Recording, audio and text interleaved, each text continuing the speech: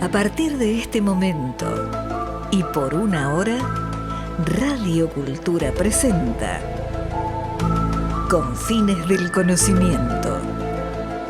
Un programa creado, dirigido y conducido por el doctor Antonio Las Heras.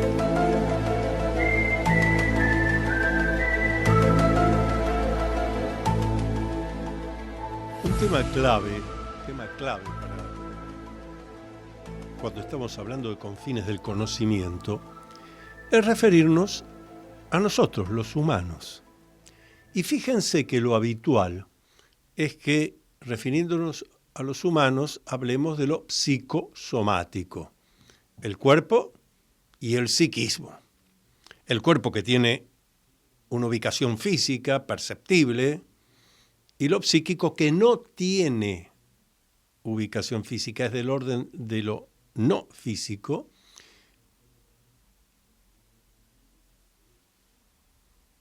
Y pareciera que nos quedamos allí. No, hay un tercer aspecto que hace a la condición humana, a la descripción del humano, que es lo social. Por eso nosotros decimos que cuando leemos, nosotros me refiero a mí mismo y a los que compartimos esto que voy a decir, que cuando leemos la definición que da la Organización Mundial de la Salud, cuando dice que la salud atañe a lo biopsicosocial, o sea, lo biológico, lo psíquico y lo social. Nosotros decimos esta definición en su enunciación es tendenciosa. Biopsicosocial. Primero se habla de lo biológico. No. Nosotros preferimos decir psicosocio-biológica. Porque lo orgánico, lo biológico, está condicionado tanto por lo psíquico como por lo social. Vaya que está condicionado por lo social, lo físico, que cuando yo era niño, los padres querían ver chicos que estuvieran nutridos. Nutridos significa que estaban gordos, pero eso era signo de salud. Oh, tiene unos kilos de más, está sano. Porque la sociedad nos decía eso. Rozagante. Tiene los cachetes rosaditos. Mucho tiempo, no tanto tiempo después, unas décadas más tarde, no, un momentito. Sano es que sea piel, músculo y hueso. Que no haya grasa de más, que no esté excedido en peso. Ustedes me dirán, pero doctor Las Heras, eso también lo señala la medicina, la investigación médica. Sí, pero ¿cómo? Hace 50 años la investigación médica decía otra cosa, entonces no se había dado cuenta, hace 40, 50 años, la investigación médica de que no convenía ser gordo. Porque la investigación científica, médica o la que fuera, también está condicionada por las variables sociales intervinientes. Esto es muy importante cuando hablamos de los confines del conocimiento, porque tenemos que entender cómo fundamentamos, no argumentamos, porque el argumento es justamente para escaparse del fundamento. ¿Cómo fundamentamos una definición? Lo biológico, lo orgánico, está condicionado por lo social, las conductas del grupo donde yo estoy viviendo, y antes que eso todavía por lo psíquico, por supuesto. Por eso decimos que el cuerpo es el campo de batalla del psiquismo y por eso nos hablan de las enfermedades psicosomáticas, no somatopsíquicas. No hay enfermedades que empiecen en el cuerpo, afecten en la mente, al psiquismo. Serían somatopsíquicas. Hablamos de padecimientos psicosomáticos. Esto es un punto fundamental que ya iremos desarrollando, porque esto tiene que ver con eso que tanto se habla con distintos nombres y desde antiguo, del poder mental de cada uno. que de acuerdo a la calidad de mis pensamientos va a ser la calidad de vida que yo voy a tener, tanto en mis relaciones sociales como en el estado de mi cuerpo. Entonces, expresado hasta acá, podríamos suponer que lo que constituye la condición humana es la psique, lo social y el cuerpo orgánico biológico. Falta un cuarto elemento.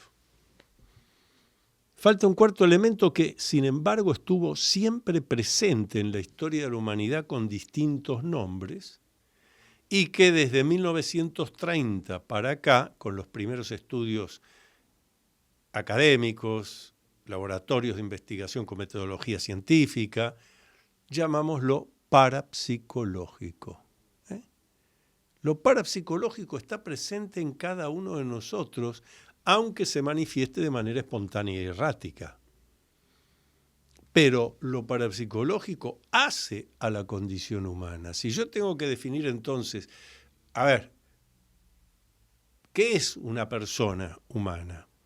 La interacción de lo psíquico, lo social, lo biológico y la acción del factor parapsicológico.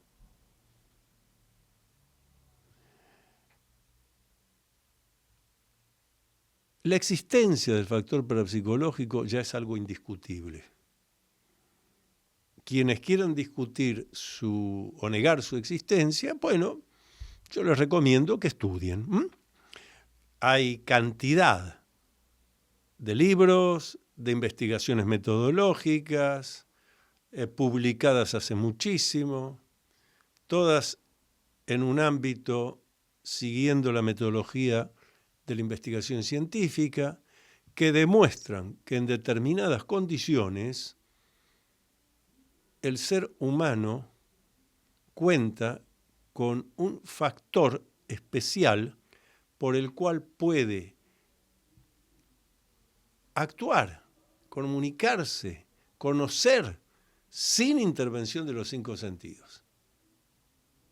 Por ejemplo, lo que llamamos los fenómenos extrasensoriales. Clarividencia, telepatía y precognición. Clarividencia es el conocimiento cierto de un hecho contemporáneo que no puede ser conocido a través de los 5 sentidos. Es la persona que dice, en este momento en la casa de mi abuela se ha caído un mueble. La casa de tu abuela estaba a 200 kilómetros. Y no lo estás mirando por el celular. Pero lo he captado, lo siento, lo percibí, busca la manera de decirlo.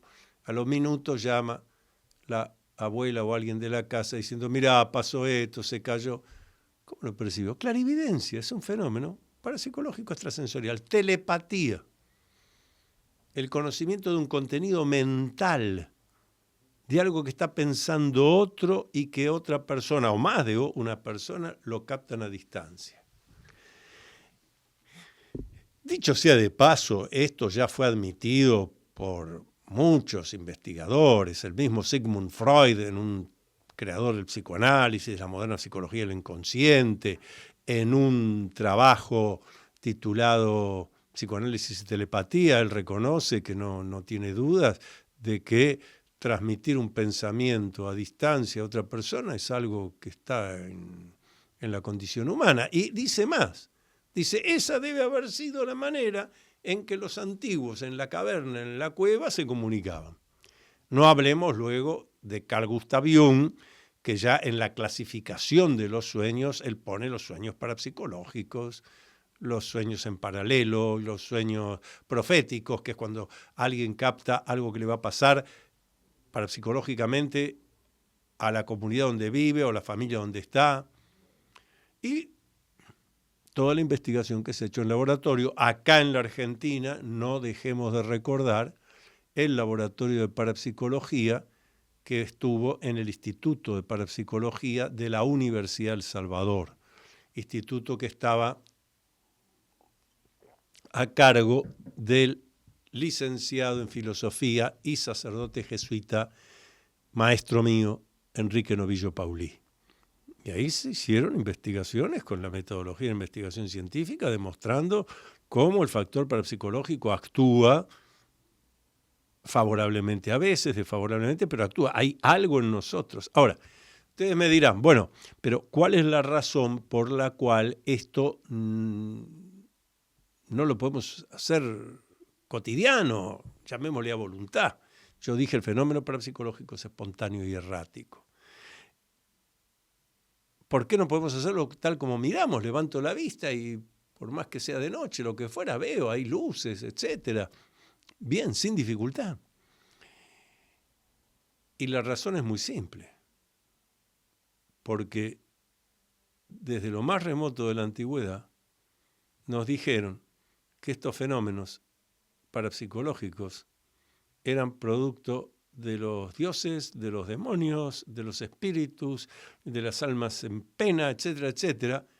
Y recién a fines del siglo XIX, 1890 y tanto, aparecen grupos científicos, la primera de ellas es Society for Psychical Research, en Londres, todavía existe, que dicen, señores, no, esto no, ni los demonios, ni los dioses, ni seres desencarnados, ni duendes, ni gnomos, esta es una facultad que tenemos nosotros.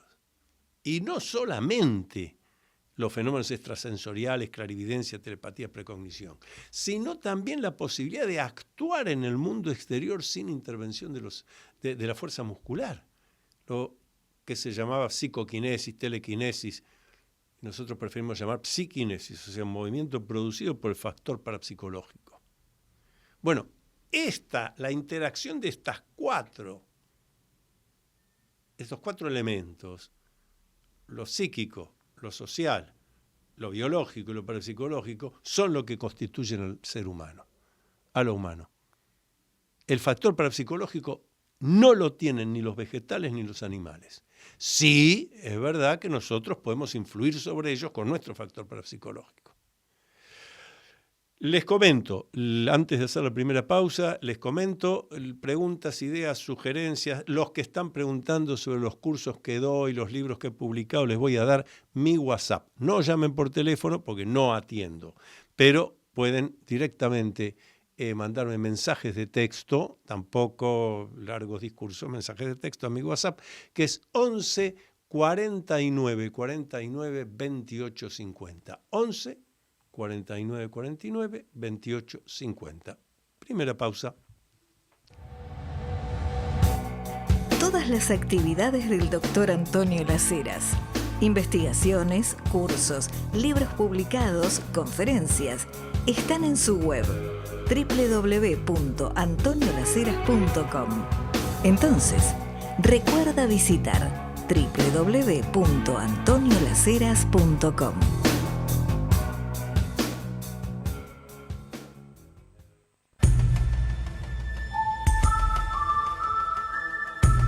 Usted está acompañando al Dr. Antonio Las Heras en su programa Con Fines del Conocimiento, por Radio Cultura.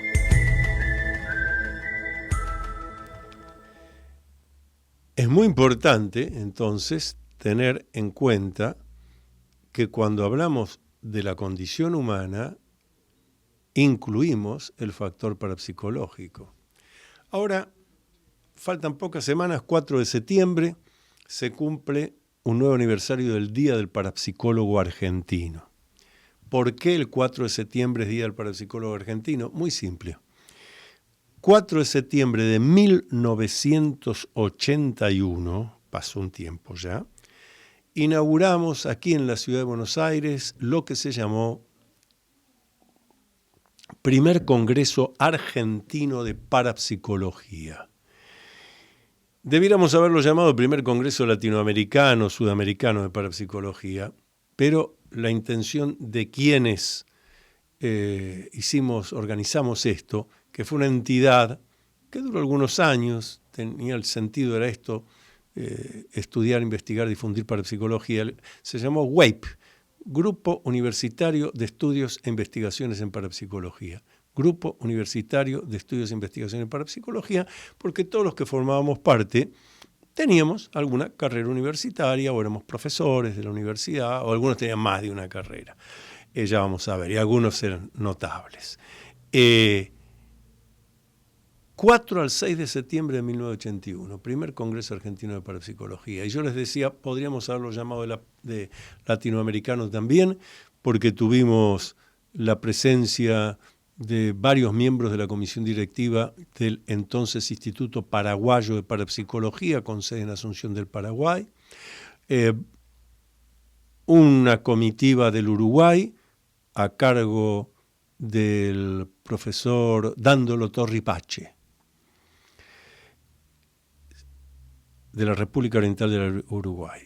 Siempre recuerdo una enseñanza del profesor Dándolo Torripache, que no tiene que ver con parapsicología, que tiene que ver con desarrollo del poder mental, y esto está muy vinculado. Quienes nos dedicamos a la parapsicología trabajamos también todo lo que hace al desarrollo del poder mental, que en realidad hasta el que no tiene idea de lo que estoy hablando lo practica. Porque uno tiene determinadas formas de pensar. Hay formas de pensar que nos llevan al bienestar y la armonía, y formas de pensar que nos llevan al malestar, a la desarmonía. Alguien nos va a decir que está escuchando ahora, pero doctor Las-Heras, ¿cómo voy a hacer yo algo en contra de mí mismo? Bueno, le explico. Lo normal, o sea, lo habitual, es que la gente haga actos en contra de sí mismo sin tener conciencia de ello. Por eso es tan importante este hallazgo de Sigmund Freud, luego amplificado por Carl Gustav Jung, que es el psicoanálisis, que es una técnica para buscar traer a la conciencia contenidos del inconsciente. Contenidos del inconsciente que hace que hagamos cosas que nos hacen mal, aunque creamos que estamos haciendo bien. Pero me detengo ahí para otro momento. El profesor Dándolo Torripache nos daba esta clase de control mental, de desarrollo del poder mental, que yo voy a repetir porque es su legado para mí, es una cosa personal. Él decía, todo negativismo, toda situación negativa tiene su positivismo. Toda situación negativa tiene su aspecto positivo.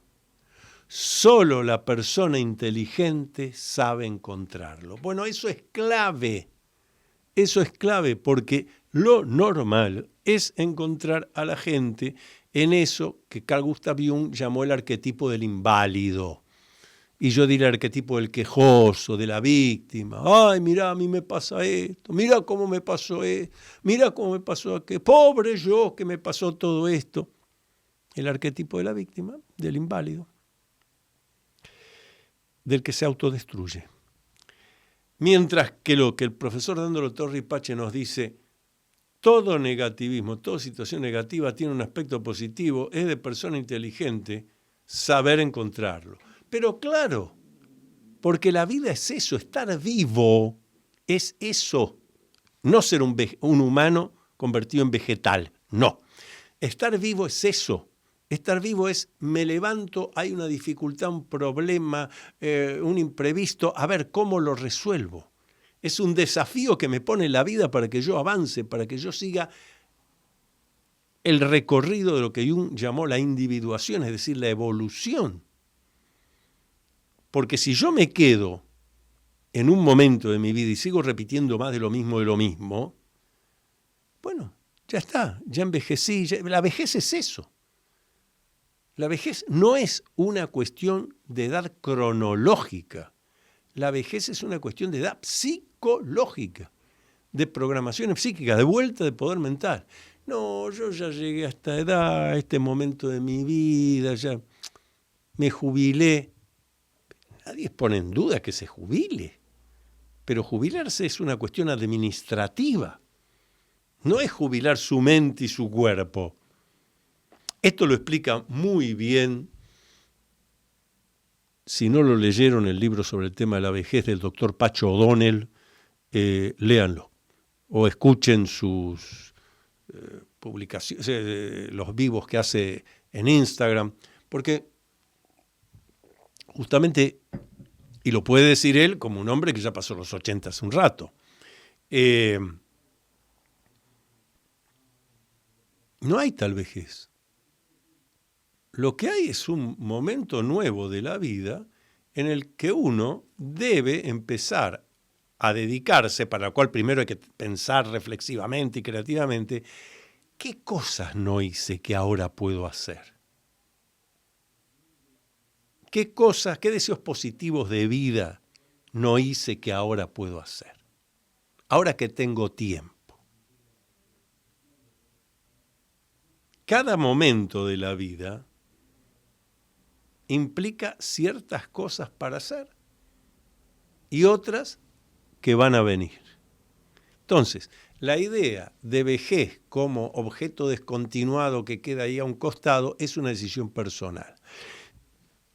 Tengo claro que cuando digo esto hay mucha repercusión, he debatido esto estos días en las redes sociales, esto y otro tema del cual después vamos a hablar, y había mucho, usted lo dice porque cómo se nota que nunca tuvo problemas, que nunca, pero al que dice que nunca tuve problemas lo desafío a que venga, yo cuento los que tuve, a ver si tuvo lo mismo, si gano yo, acepto $1.000.000. Así que mire qué convencido que estoy de los graves problemas que tuve que atravesar en mi vida, desde adolescente. Y me ha pasado con alumnos, con gente que viene a mis talleres, gente que ha ido a las presentaciones de libros, que cuando vamos a los diálogos, terminada la conferencia, que me dice, pero ¿y cómo salió de esas cosas, esas situaciones? Porque esa es la condición humana. Desde lo más antiguo de la humanidad, cada humano, para seguir, tuvo que enfrentar dificultades, problemas imprevistos. Porque uno dice un problema, bueno, tengo variables para ir previendo. Pero ocurren imprevistos, cosas que uno dice, yo esto no me lo esperaba. Un ser querido, muy querido, que se supone que está bien, que está sano, pero que repentinamente le surge una enfermedad y en pocos días desencarna. Y vos tenías la certeza de que esa persona iba a compartir. Bueno, es un imprevisto. Hay que hacer el duelo, porque evitar hacer el duelo es un grave error. Es buscar un atajo, todos los atajos son malos. Te haga el recorrido que hay que hacer. Eso es lo que seguro lo lleva a la evolución. Hay que hacer el duelo, reprogramar cosas de la vida, porque las que tenías pensado con esa persona ya no se puede. Pero eso viene ocurriendo desde lo más antiguo de la historia de la humanidad. Por eso digo, ¿cómo puede ser que alguien con psiquismo adulto no se dé cuenta de esas cosas? Entonces usted no piensa, está pensando en otra cosa. Está mirando en la dirección equivocada. Es muy importante eso. Todo negativismo tiene su positivismo, pero solo la persona inteligente sabe encontrarlo. Entendiendo a la persona inteligente como aquel que usa, que pone en práctica su inteligencia, porque en principio los inteligentes somos todos. El tema es desarrollar el libre albedrío y ejecutar el pensamiento racional, reflexivo, positivo, porque busco la parte positiva, creativo, porque tengo que crear algo nuevo, dado que tengo un problema, una dificultad, un imprevisto, y proactivo, lo tengo que hacer yo. Otro viejo engaño, el libro de las excusas, tiene tantos tomos y páginas cada tomo. Otra de las excusas típicas es no se dieron las condiciones, no me ayudaron, o sea, todo es externo. Yo fracasé por los demás. Bueno, eso es una gran mentira. Traigan el ejemplo que quieran, se lo demuelo enseguida. Es una gran mentira. Es una manera de acusar a los demás, o Dios no lo quiso, pero la responsabilidad es de otro. O sea, mi vida la maneja otro. A la pucha.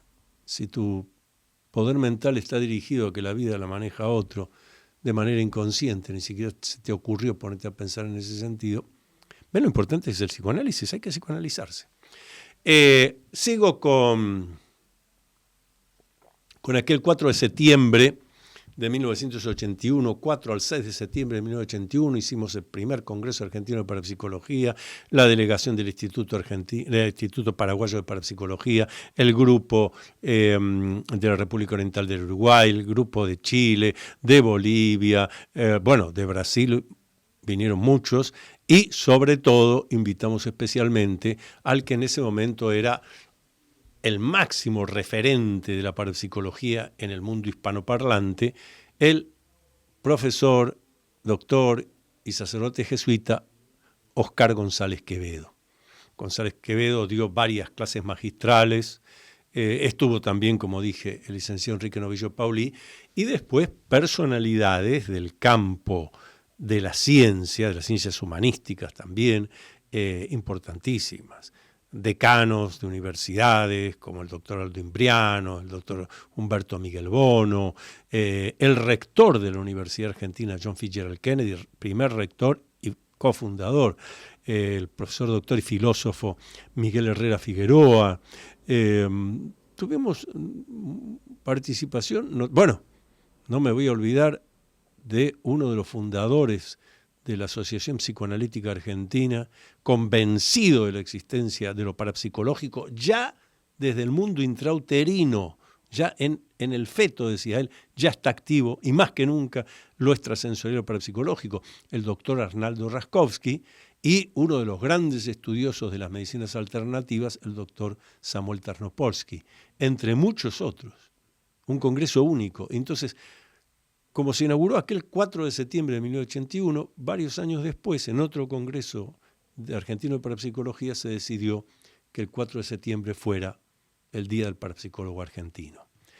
Antes de hacer la próxima pausa, como estamos hablando de muchas cosas, muchos temas, les recuerdo mi WhatsApp. Mi WhatsApp no es para que llamen por teléfono, no atiendo números desconocidos, no es para que dejen largos mensajes de voz, porque no hay tiempo, pero sí para que sean breves, precisos y concretos con su WhatsApp, preguntando de cursos, de conferencias, discutiendo sobre lo que estamos diciendo. La semana que viene los leo y lo debatimos acá.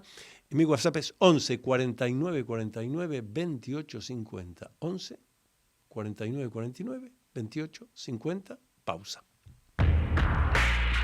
¿Ya leíste el nuevo libro del doctor Antonio Las Heras? Se titula Atrévete a vivir en plenitud. El libro Atrévete a vivir en plenitud. Puedes pedirlo por Mercado Libre o en locales de librería Cúspide.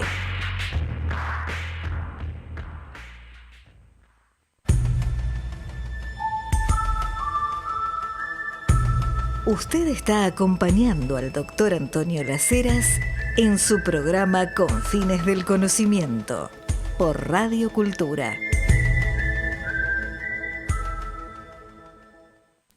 Sí, estoy leyendo los mensajes que están llegando. Hay uno muy, muy bueno que me pregunta sobre el tema de la frustración. La verdad que es un tema delicado, importante, así que vamos a hablar algo de eso antes de seguir con lo que teníamos en mente. La frustración puede ser un estímulo. La frustración puede ser un estímulo. Si me sirve para que yo utilice mi poder mental en positivo, de vuelta. A la pucha, estoy frustrado en esto. Hasta hoy no he podido hacer esto. Y frustrado significa que esto me hace sentir mal, me daña. A ver, ¿cómo puedo resolver esto? A ver, este tema por ahí requiere que yo pida ayuda o consulte con alguien que ya conoce, que resolvió esto. Mi frustración es por qué no puedo correr la maratón de la ciudad de Buenos Aires. Bueno, yo me entrené, voy a la plaza, corro, no sirve. ¿Y si llamo a un entrenador? ¿Y si hablo con alguien que se dedique a esto y que ya haya corrido antes, aunque no haya ganado, pero llegó? Esto es muy importante. Muchas veces la frustración es un problema del yo antes que el nos. A ver si lo hago yo solo, yo me arreglo, yo sé todo. No. Y entonces, claro, las cosas le van saliendo mal, se apuró, quedó, y se frustró. Se frustró y además el ser humano es cruel también. Es posible que los que están alrededor, en vez de ayudarte, ves que vos no servís para esto. Pero es que eso es opinología. ¿Quién me está diciendo que yo no sirvo? Alguien que es experto en el tema. No, uno que opinó, que me conoce, que dice. Me está hablando desde su propio inconsciente, de sus propios problemas. Está proyectando en mí los problemas de él. En cambio, estoy frustrado en esto. A ver, primero, ¿por qué? En el ejemplo que yo daba de correr el maratón. Bueno, la verdad yo lo quise hacer solo, mal hecho. Voy a consultar a ver si me entrena alguien que conozca. Le pregunto al que ya lo hizo alguna vez, aunque no haya ganado, pero lo hizo. Bueno, esta es la manera de superar la frustración. Yo digo siempre en mis talleres, en principio no puede haber algo que nos frustre realmente, porque el hombre llegó a la luna y volvió.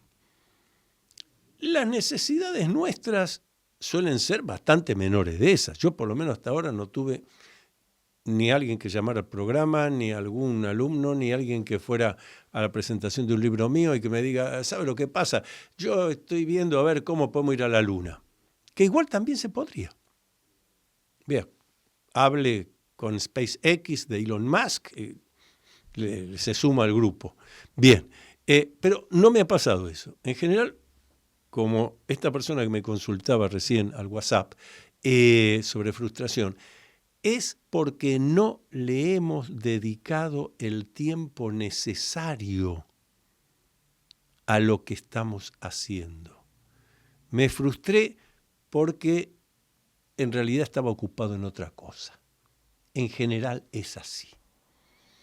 Las cosas requieren tiempo y vuelvo, la actitud mental positiva, porque el manual de excusas tiene 1.343 tomos, cada uno de 20.518 hojas. O sea, excusas finitas. No, pero estoy frustrado, pero no lo hago. Ni hablemos del que se pone en el lugar del arquetipo de la víctima, pero la víctima por hacerle un bien al otro. No lo pude hacer porque yo estaba ocupado en tal otra cosa. Pues entonces no está frustrado. Decidir, optar entre una cosa y otra, no es frustrarse. Hubiera estudiado Carl Gustav Jung, vuelvo a Carl Gustav Jung. Jung decía que a él lo que le hubiera gustado es estudiar historia, estudiar arqueología o tal vez paleontología, pero que se dio cuenta que con eso no iba a poder ganar dinero y él necesitaba estudiar para tener una profesión. Entonces se dedicó a estudiar medicina. No se frustró. Mucho tiempo después, ya siendo médico, un médico importante, un hombre que tenía una buena situación económica, bueno, ahí empezó a interesarse, a estudiar informalmente arqueología, paleontología, ir a determinados lugares, participar de excavaciones. O sea, no se frustró, pero fue armando las cosas de una manera que su vida le permitiera ir concretando logros para poder hacer. Que esto también es importante, porque más de una vez la frustración es lo que yo llamo una frustración grande. Muchas cosas frustradas, pero ¿por qué? Porque la persona no desarrolla un plan de vida. Obvio que el plan de vida tiene que ser elástico y plástico, por lo que hablábamos antes. Hay problemas imprevistos, situaciones determinadas. Pero el plan de vida elástico y plástico se puede hacer. Y de acuerdo a lo que va sucediendo, voy haciendo cambios y modificaciones, pero tengo un plan. El problema es que más de una vez la persona no tiene ese plan. Y bueno, o dice generalidades, ¿no es cierto? Bueno, y estar bien, que lo que yo busco es estar bien, tener trabajo, que la familia esté bien. Sí, magnífico, pero para lograr eso usted tiene que tener planes. ¿Cómo vamos a hacer esto? Y eso tiene que ver con el desarrollo del poder mental. Entonces, o control mental, como lo quieran llamar. Yo prefiero decir poder mental porque control parece algo que vamos a atrapar, a agarrar. No, poder, vamos a expandir. Pero más de una vez me encuentro con alguien que dice, no, yo esas cosas no creo, yo no practiqué nunca control mental. Una vez más nos encontramos con alguien que hace opinología, habla de lo que ignora, porque todos usamos control mental. Lo que pasa es que nadie nos dijo, yo te voy a enseñar esto que es control mental. Nazco en determinada familia, que me dice que esto es bueno, esto es malo, esto se hace, esto no se hace, este es el idioma que se habla. Esto es control mental. ¿Qué creen que es eso? ¿Qué creen que es? Alguien ha ido controlando mi mente. Ahorita dirán, bueno, pero con buena voluntad. No, yo no estoy discutiendo si con buena voluntad o con mala voluntad. Lo que digo es que es producto de cosas que otros me pusieron y eso está controlando mi mente. La cosa cambia cuando yo digo, no, un momentito, sí, mi familia espera esto de mí, soy chico, y mi familia espera que yo me dedique a tal cosa. Bueno, vamos a ver qué espero yo, qué es lo que yo tengo capacidad, tengo el don, y si los otros no les gusta, lo lamento. Ahí ya empecé a hacer un control mental positivo, mío, original. Por eso es importante estudiar desarrollo del poder mental. Mucha gente puede tener el don para jugar al golf, pero resulta que quiere estudiar, aprender cómo agarro el palito, esto, lo otro. Ah, pero tiene el don, sí, pero hay que entrenarse. ¿Cuánta gente va al gimnasio, al club para entrenar el cuerpo? Ah, como lo veo, entonces sí voy. No, es que estoy un poco excedido en peso, no hago los músculos. Ahora, ¿no se le ocurrió que también tiene que ir al gimnasio psíquico, al gimnasio mental? A alguien que lo pueda entrenar, enseñarle esto. Y esto podemos todos, esto no hay que tener estudios previos, podemos todos. Cualquiera puede desarrollar su poder mental para ponerse en positivo. ¿Qué es en positivo? Concretar sus deseos positivos de vida, para lo cual usted primero tiene que conocer cuáles son, pero que sean suyos, que no sean los deseos positivos que otros le están metiendo. Hoy en día, nosotros los humanos de hoy en día, gracias al celular, recibimos más estímulos externos en un día que nuestros abuelos en toda su vida. ¿Se entiende lo que digo? Voy a repetir porque no es una exageración. A través del celular, que estoy mirando esta red social, la otra, me llegan publicidad de cosas, esto, lo otro. Recibo en un día más estímulos externos que me están diciendo, muchos de ellos de manera subliminal, o sea que entran inconscientemente. Que esto es lo bueno, que esto es lo malo, que esto. Hoy en día recibimos de esta vía subliminal, por redes sociales, etc., más estímulos externos que lo que cualquiera de nuestros abuelos recibió en toda la vida. Mire si estamos en una situación que requiere que ya que tenemos libre albedrío, ya que tenemos capacidad de pensar, razonar y creatividad, entrenarnos para hacerlo. Les recuerdo mi WhatsApp, vuelvo a decirle, mi WhatsApp para que me manden mensajes sobre qué les parece esto que estamos hablando, lo que quieran averiguar de cursos, conferencias, libros que hemos publicado. No largos mensajes ni mensajes de voz, porque no voy a tener tiempo, y llamarme menos. 11 49 49 28 50. Sí, porque si me llaman, número desconocido, no atiendo. 11 49 49 28 50, mi WhatsApp. Última pausa del programa. Seguramente escuchaste hablar mucho sobre masonería, pero ¿qué conoces realmente de los enigmas y misterios de la masonería? Descubrí todo sobre masonería leyendo el libro del doctor Antonio Las Heras titulado Masonería en la Argentina, Enigma, Secreto y Política. Masonería en la Argentina, Enigma, Secreto y Política está disponible en librerías Cúspide y por Mercado Libre.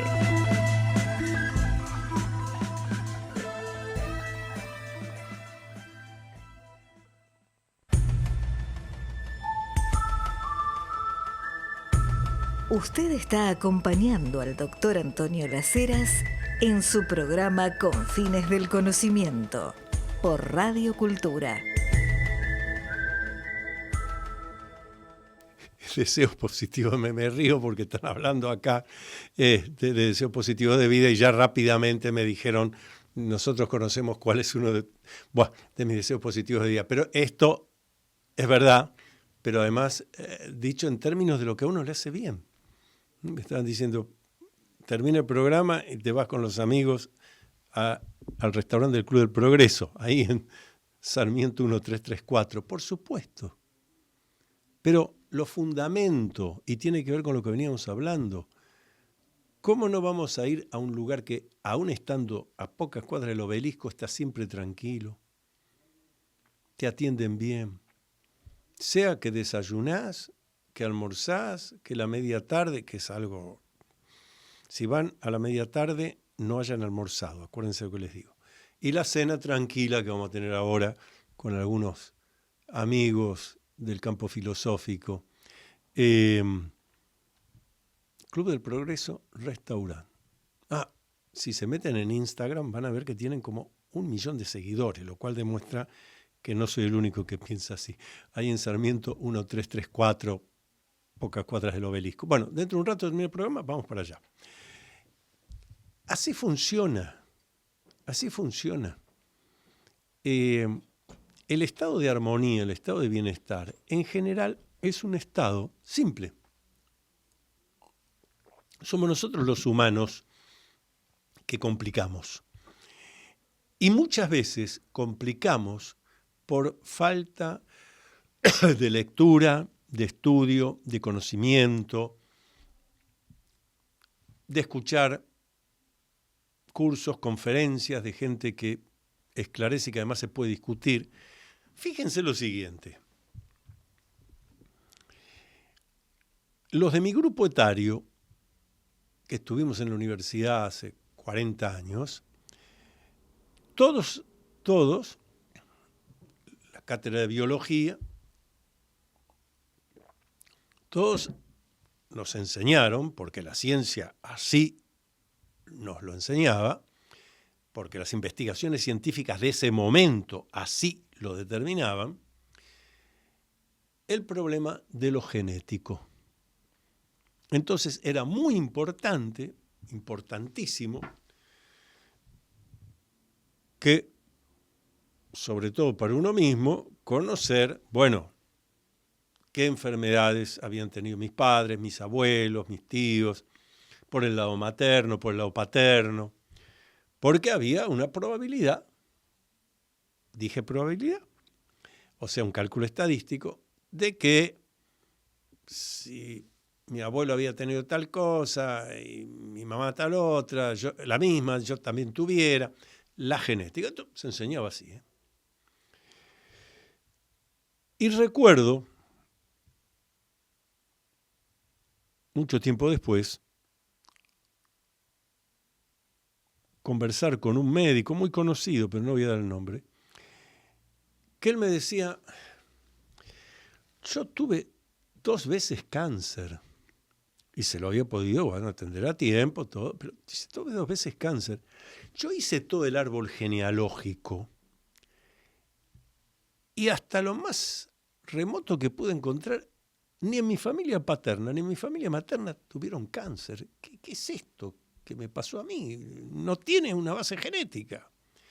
Ya para esa época, unos cuantos estábamos convencidos de esto que dije de lo psicosomático, de que todo aspecto físico es el correlato de algo originalmente psíquico. Esa tensión, ese estrés, ese malestar, esa frustración que no se resuelve, termina generando un padecimiento en el cuerpo. El tiempo demostró que es así. En este caso de este médico con los dos hechos oncológicos, claramente un hombre con una agenda muy ajustada, todo muy controlado, por algún lado tiene que salir. Hoy en día, eso que nos enseñaban a nosotros, ya nadie lo dice. Es más, ahora hay una nueva disciplina científica que quizás ya algunos la oyeron o la han estudiado, que se llama epigenética. Epigenética. ¿Qué es la epigenética? Es la rama de la ciencia que estudia cuáles son los condicionamientos psíquicos y sociales que llevan a que un aspecto genético se dispare. Ustedes comprenden lo que estoy diciendo. Primero, esto demuestra que lo que nos enseñaron hace 40 años estaba equivocado, porque no se hizo algo básico de la investigación científica, que es el análisis de las variables intervinientes. ¿Y por qué estaba equivocado? Porque había un juicio previo, un prejuicio, que es que lo biológico era autónomo, y lo biológico no es autónomo. Peor, lo biológico depende de lo psíquico y de lo social. ¿Se entendió? Repito, lo biológico depende de lo psíquico y lo social. Entonces, según cuál sea mi estado psíquico, de vuelta a las programaciones positivas y demás, y el ámbito social en el que yo estoy, no ya un padecimiento cualquiera, un hecho aparentemente genético se disparará o no. Esto es muy importante porque otro de los debates que tuvimos ahí en las redes sociales planteaban tal cosa, esto lo dice la ciencia, esto otro es pseudocientífico. ¿Perdón? La ciencia no es una religión, ¿eh? La ciencia no tiene dogmas. La ciencia es una aspiración a la búsqueda de la verdad, del conocimiento. Por eso, y ya lo dije en otro programa acá, por eso el ingeniero José Babini enseñaba muy bien en Historia de las Ciencias, que la historia de las ciencias es la historia de la corrección de los errores de la ciencia. Ustedes conocen que hacia 1950, y hasta hay fotos de esto, en los hospitales había enfermeras que pasaban con paquetes de cigarrillos, vendiendo paquetes de cigarrillos, dije en los hospitales, sanatorios, años 50, 45, 50. Aquí y en todo el mundo. Por eso también todas las películas de aquella época, los galanes fuman. Ahora, que se vendieran a los enfermos que estaban en las camas de los hospitales y sanatorios, porque la ciencia desconocía que ese fumar traía los problemas que conocemos ahora y generaba las enfermedades que conocemos. Entonces, mucho cuidado con el argumento, porque es un argumento y no un fundamento, de tal cosa es científica. No. Tal cosa, según dice la ciencia hoy, que mañana puede estar equivocado, es tal. Y así surgió la epigenética. Ahora ya tenemos claro, para que algo del orden de lo genético se transmita, primero tiene que haber condicionamientos sociales y psíquicos que actúen. Si no, no ocurre. Pero hace 40 años nos enseñaron otra cosa. Bueno, porque la ciencia es la corrección de los errores de la ciencia. Esto es muy importante porque, vuelvo a decirles, en ciertos debates, gente que no ha estudiado, no ha leído, no se ha informado de todo esto, usa ese argumento como para terminar un debate. Eso es pseudocientífico. ¿Perdón? Para la ciencia actual, eso no es ciencia. Muy bien. Eso no significa que sea falso.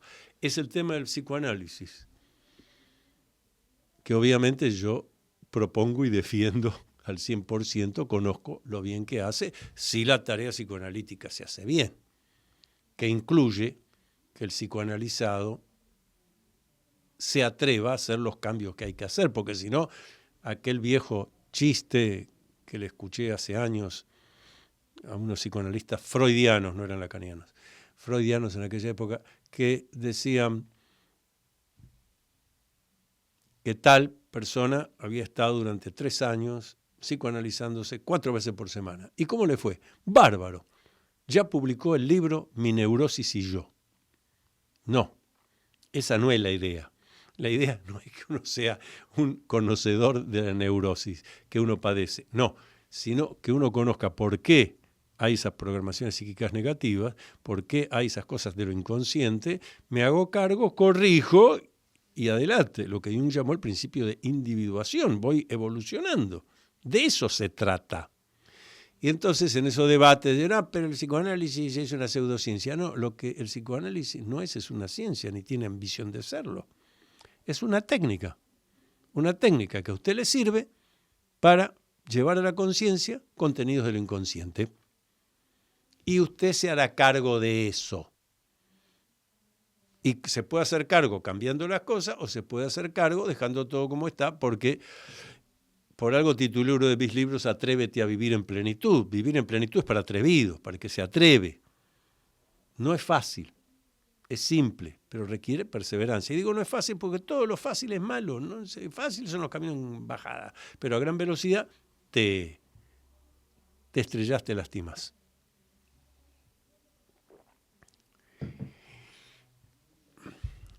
Por eso este es un tema muy importante. Cuando hablamos de, como se titula, el programa Con fines del conocimiento. Los confines del conocimiento son una búsqueda permanente. Y la ciencia no es un dogma. La ciencia es una evolución permanente también. Bueno, hasta aquí llegamos hoy. Conocemos esto, nos dice la medicina, nos dice la astronomía,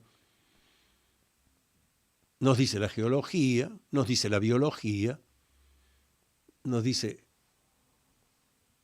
las ciencias humanísticas, pero no estamos diciendo esta es la verdad reconocida y absoluta.